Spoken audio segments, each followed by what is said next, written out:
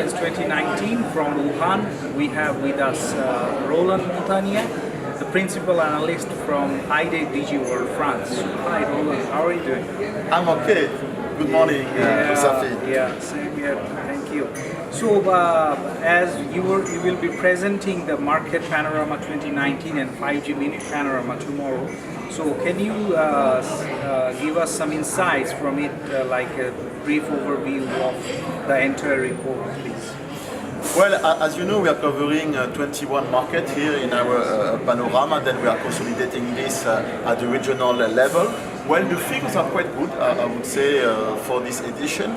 We have measured more than 550 million home passed in the region, which is a growth of 6% year to year, and also more than 428 million subscribers, and then the growth is very strong, 22% of growth year to year.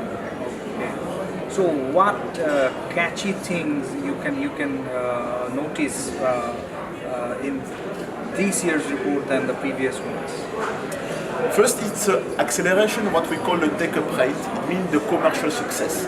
The ratio subscribers on home passed. Indeed, the region is the most powerful take-up rate in the world. It's more than 77%. It means that there is attraction for subscribing to fiber in the region. This is the first point. The other point is that we see progression in some new markets in Southeast Asia. We have seen last year Philippines, it's confirming the growth also in Philippines, and we see also this year Thailand progressing quite a bit. Any other countries to notice here? Of course, if we call the front runner, China is representing the vast majority of the home passed. I remember more than 70% of the home passed in the region are here in China. The same for subscribers. More than 60% of subscribers are here in China. Okay. So who else are in the front runners list in APAC? The front runners is the historic market. Also, we have to talk here on the pioneer of fiber to the home. Of course, we have to talk about Japan, who has been deploying fiber to the home for nearly 18 years. We have to talk about South Korea, for example. And we have some hubs also being quite performing. Singapore is open access model, and on the same kind of action, New Zealand also, which is also progressing here in the map. Yes. So, what is the most potential market or markets you can mention in the APAC markets right now? You know that I have already talked about the progression this year of some countries in Southeast Asia, such as Philippines and Thailand. But there is many others, and if you sum up all the population of Southeast Asia, you have a kind of new India in terms of potential in the zone. So here we see some candidates for the growth.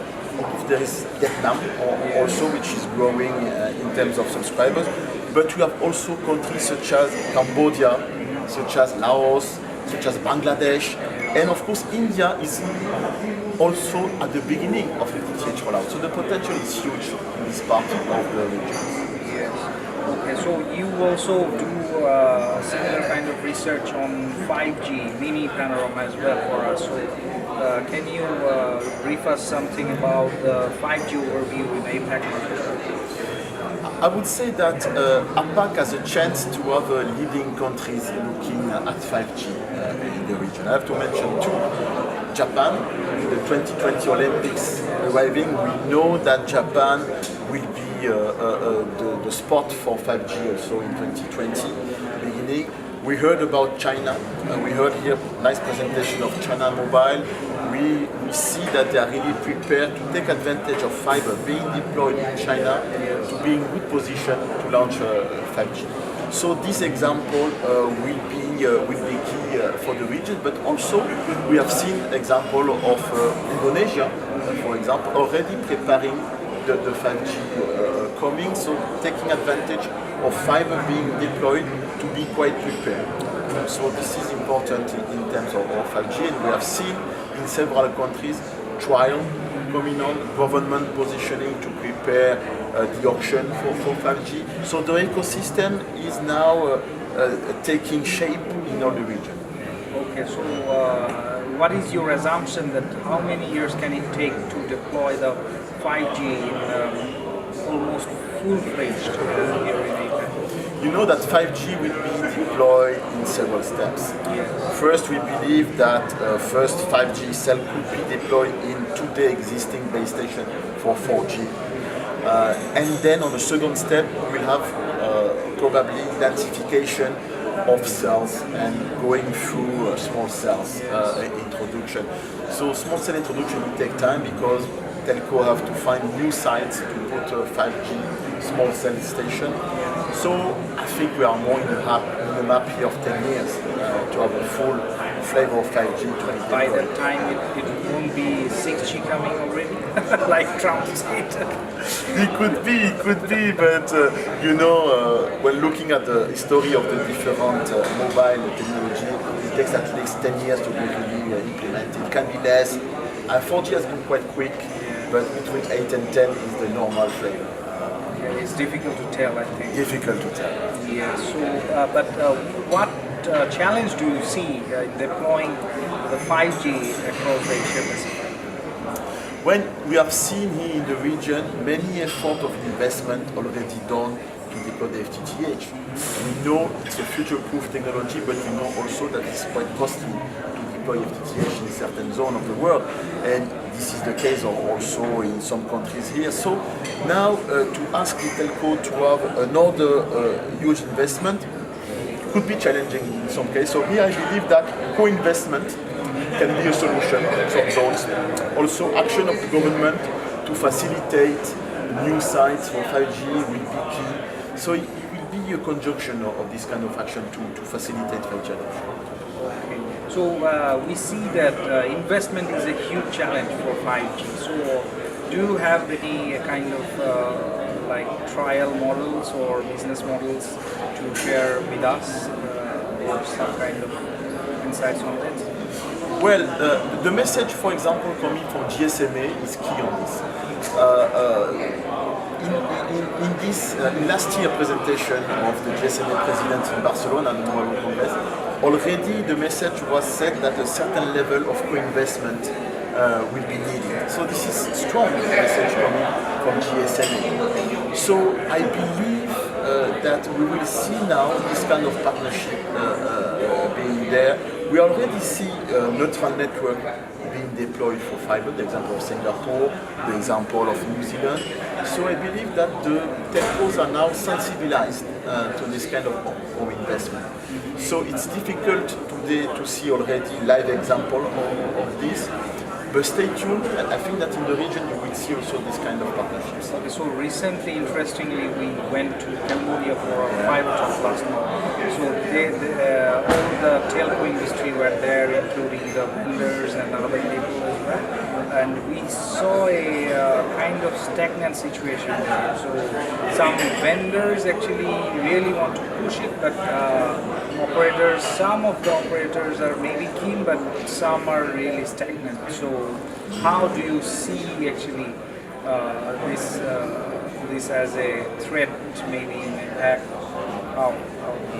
What is your opinion on that? But you know, it's the game. In all new technology, the vendors are pushing, and then the telco are looking at the cost and what will be the business model for the new technology. So 5G is part of this game also, and we have to wait that the different steps are validated for 5G. We know that the standard is not ready, but it's not too old, so the standard is here. We know that also the ecosystem for devices of 5G is here. Again, I was in Mobile World Congress this year, and now we have some folded smartphone for 5G. We have some CPE for fixed wireless access also, but it's brand new, So now the telcos have to validate of what will be the business model of 5G.